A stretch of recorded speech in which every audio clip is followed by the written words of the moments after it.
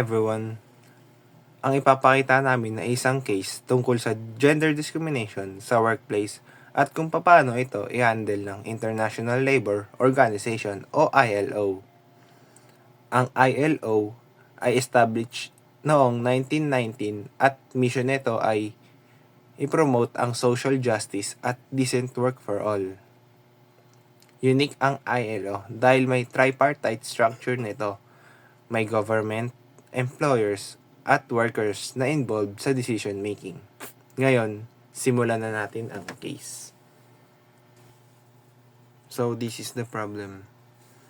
Ang isang electronics company may nagreklamo ang female employees na mas mababa ang sahod nila kumpara sa male employees kahit pare-pareho lang ang trabaho at ang oras.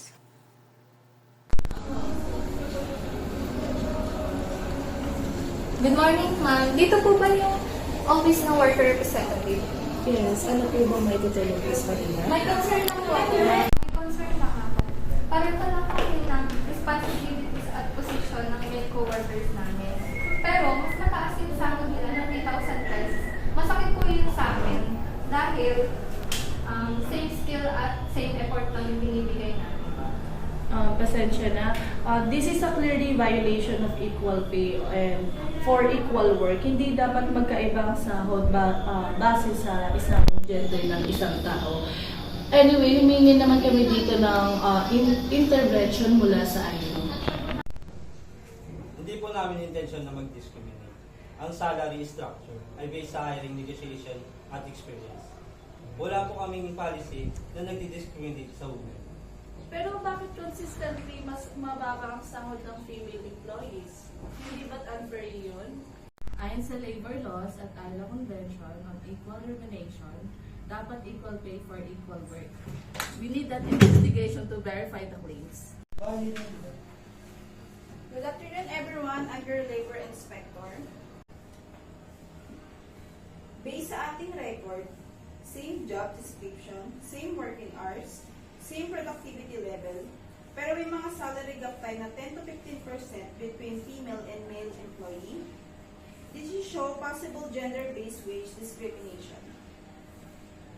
Law promotes equality and non-discrimination. Narito ang aming recommendation.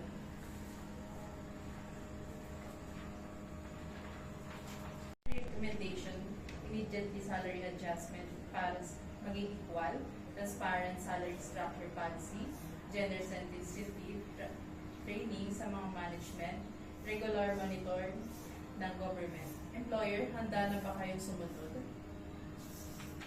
Yes, we will review and adjust salary within 60 days. We agree basta walang retaliation sa mga nagreklamo. Ensure protection of employees. This is an example of how the IO's tripartite system works dialogue instead of code. So, this is the impact and conclusion. Sa roleplay nito, dito natin makikita kung paano tinugunan ng ILO ang gender discrimination sa workplace. Ito ang epekto ng intervention na to. Equal salary, fair treatment, stronger workplace policy, at protected workers. Ngayon po, mas motivated na kami magtrabaho dahil alam namin fair na ang treatment sa amin. Ang goal ng ILO ay simple at mahalaga. It doesn't work of all regardless of gender.